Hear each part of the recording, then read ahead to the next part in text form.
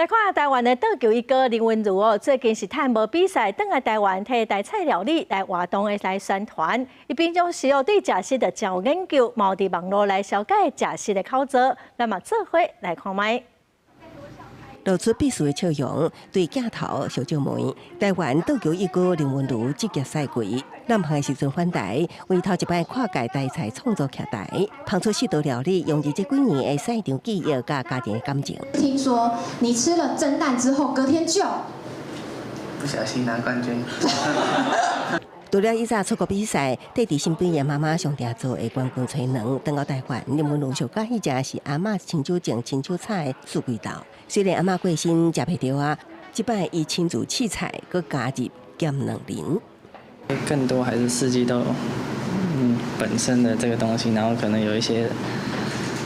对我来说，可能有一些思念的感觉吧。我发想的时候到试菜，到最后结果出来，其实自己都参与其中了。在跟他合作的过程中，虽然他这个是话说的不多，但都非常的准确，指引我们研发的方向。